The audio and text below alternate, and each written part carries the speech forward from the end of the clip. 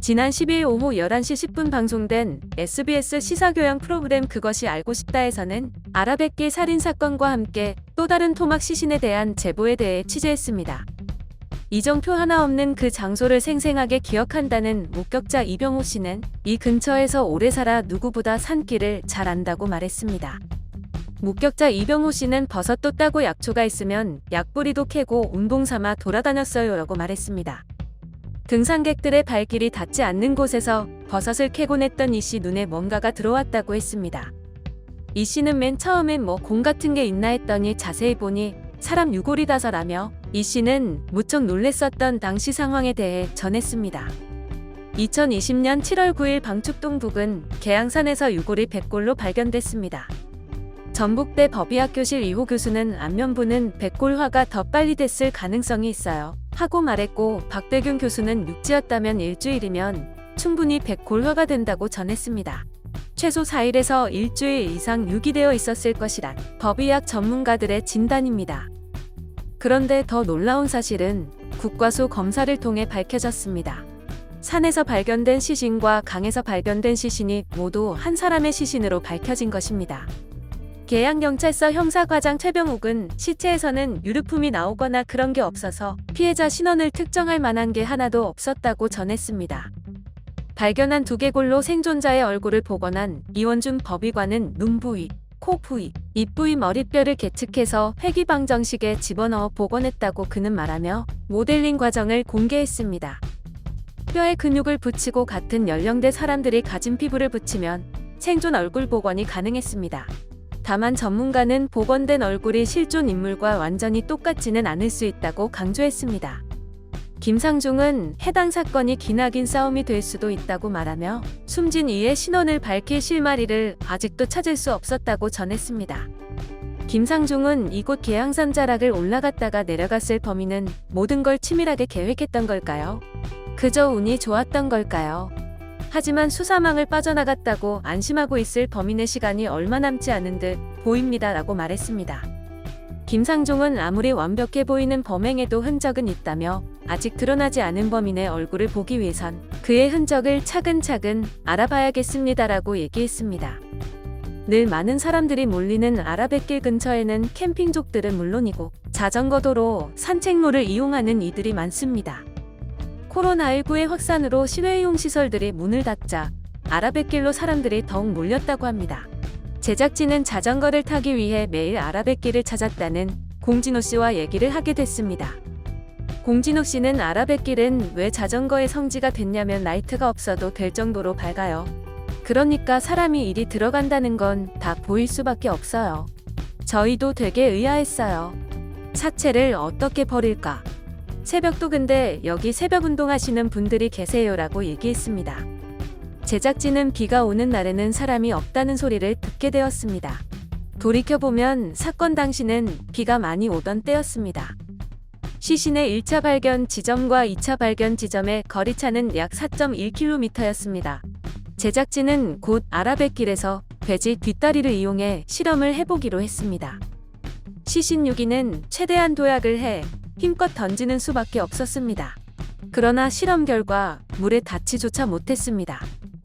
무엇보다 이처럼 눈에 띄는 방식으로 시신을 유기할 일은 없어 보이는 게 사실입니다. 이어 제작진은 각각 목상교 등 아라뱃길 위에서 플라스틱 통을 던져보았습니다. 3일 뒤 실험 결과는 예상 밖이었습니다. 다남교에 있던 위치 추적기는 밀렸고 목상교에서 던진 위치 추적기는 긴 거리를 왕복하며 움직이고 있었습니다.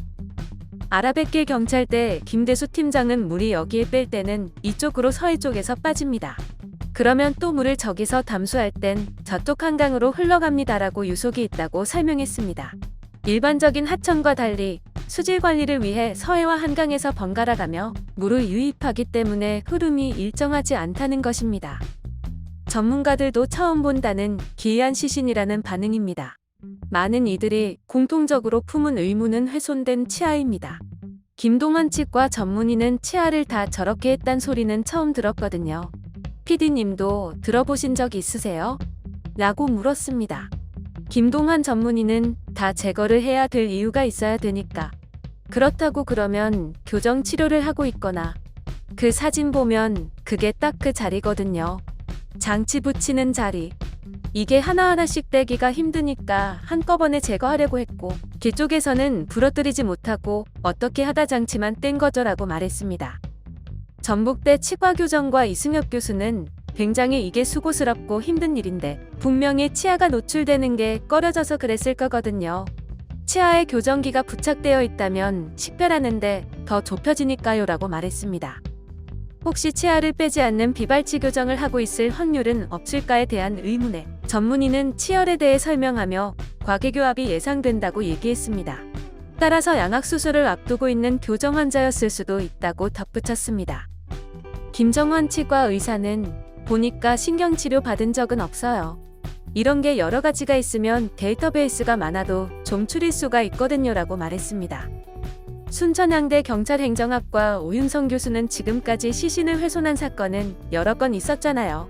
망치 가지고 얼굴에 대해서 집중적으로 공격을 하면서 그 망치가 얼굴 부위가 아니라 치아가 맞아 파절되는 경우도 있죠. 근데 이건 저도 처음 봤어요. 그러니까 굉장히 힘들고 어려운 작업을 본인이 선택을 한 것이라는 거죠라고 말했습니다. 윤창육 교수는 우리 인체 조직 중에 치아가 제일 단단하거든요. 단단하고 여기 보시면 이 간격이 얼마나 좁습니까? 이 치아랑 뿌리 쪽에 딱 맞춘다는 게 쉽지 않아요. 예리한 전동 공구를 사용한 흔적이 분명합니다. 전기를 이용한 절단 공구 사용에 능숙한 사람이라 말했습니다. 오윤성 교수는 시신을 훼손했단 건 생활거주지 근처에서 그런 살인이 발생됐다는 가능성이 높은 거예요 라고 말했습니다. 숙명여대 사회심리학과 박지성 교수는 그 시신이 남의 눈에 띄지 않으면서 치아를 훼손할 수 있는 동력이 제공될 수 있는 장소에서 이뤄졌을 것이라 말했습니다. 이호 교수는 그러니까 저는 하나씩 절단할 수 있는 크기로 보는 것이 좋다고 말했습니다. 이어 제작진은 치과 기공사들을 만나 직접 이야기를 들어봤습니다. 전문가들은 어떤 무리한 힘을 가해서 부러졌을 수도 있는 거고 인위적으로 갈아버린 것으로도 볼 수 있다 말했습니다. 그는 제작진에게 저런 작업을 할 시 쓸 수 있는 도구에 대해 보여줬습니다. 납작하고 평평한 디스크를 사용할 경우 치아는 순식간에 반으로 갈라집니다. 치과기공사 신천우 씨는 일률적으로 갈아졌다면 한쪽 면이 굉장히 평평하고 반짝반짝할 거라 설명했습니다. 디스크를 사용한 치아의 단면은 몹시 매끈하고 굴곡이 없습니다. 그런데 시신의 치아는 부러진 치아들이 있습니다. 평평하다 보기엔 힘들 수 있는 상황들이 많다고 신천우 씨는 말했습니다. 레진을 가공하는 기공사는 이런 전문적인 도구를 갖고 한 겁니다 라고 말했습니다. 치과기공사 이수하는 공업용은 제가 생각할 때 조그맣게 입안에서 할 수 있는 게 있을지 모르겠습니다. 그런데 치과는 핸드피스 아까도 봤지만 우리 손톱 여기까지밖에 두께 안 나오지 않습니까? 그러니까 충분히 할 수 있죠 라고 말했습니다. 이승엽 교수는 만약 치과의사였다면 차라리 발치하는 게 훨씬 쉽습니다. 그냥 일반인은 아닐 것 같고요. 이 핸드피스를 다룰 줄 아는 특수성이 있는 사람이지 않을까라고 말했습니다. 핸드피스 활용 동영상을 보면 꼭 치아뿐만 아니라 각종 섬세한 작업에 많이 쓰입니다. 공예 전문가는 사진에서 봤을 때는 진짜 아이스크림 떠낸 것처럼 둥글게 되어 있으니 저는 이런 종류의 도구가 필요하지 않았을까 하며 사용하는 핸드피스 도구를 보여주었습니다. 이어 공예하시는 분들이나 아니면 프라모델이나 피규어하는 분들도 이런 걸 갖고 계시거든요. 핸드피스를 쓴다는 건 연마 작업을 위해 쓰는 거예요. 뭘 훼손한다 했을 때 핸드피스를 떠올리는 분이 거의 없지 않을까라고 전했습니다. 박지성 교수는 결국은 범인이 가장 흔적을 지우려고 하는 부분이야말로 그 범인에 대해 가장 많은 부분을 말해준다고 말했습니다. 유독 치아에 집착했던 범인이 남긴 흔적은 한 가지가 더 있습니다. 최병욱 형사과장은 신고를 받고 현장에 오니 사체 일부가 하나는 이쪽, 일부는 또 이쪽, 양쪽으로 흩어져 있었다고 말했습니다. 전문가들은 한 사람일 거라 말했습니다. 이수정 범죄심리학과 교수는 한겨울이 아니라서 동토는 아니어서 삽질을 하기가 어렵지 않았을 텐데 산에 가서 유기했다는 건 산에다가 충분히 땅을 파고 묻을 수도 있는 사건인데 전동 도구를 잘 쓰는 데 비해서 삽이나 이런 것들은 또 잘 써본 적이 없거나 쓰려고 생각을 안 했거나 이런 위치에 있는 것 같고요 라고 말했습니다. 박지성 교수는 발견이 되지 않은 것도 중요한 부분이라며 시신을 훼손했다는 건 아무래도 피해자의 휴대전화라든지 옷가지라든지 이런 게 같이 있었을 가능성이 높죠. 그런데 여기서 끝나지 않고 이 범인이 시신을 유기할 때 굉장히 신경을 썼구나 짐작하는 부분이 아직까지도 팔, 그리고 특히 손, 이 부분은 발견이 안 됐다는 사실입니다. 라고 전했습니다. 오윤성 교수는 이 범인은 굉장히 이 여성의 신원이 밝혀지는 걸 두려워한다는 거죠. 그건 뭐냐면 이 사람 신원 밝혀지면 바로 나한테 혐의점이 돌아온다. 그냥 길가에 지나가다 시비 붙었는데 그 사람을 살해하고 난 뒤에 저런 행동은 하지 않는단 거죠라고 말했습니다. 피해자의 최측근이거나 피해자가 마지막으로 만났을 사람, 치아를 훼손했지만 손과 팔은 유기하지 않은 그 사람은 분명 아라뱃길에 있었습니다. 이수정 교수는 국외에서 들어와서 거주하고 있는 여성이면 누가 실종신고를 해주겠어요 라고 말했고, 오윤성 교수는 이 여성의 입장에서는 본인이 갑자기 없어진다 하더라도 주위에서 별로 의심을 하지 않을 정도의 여건이다.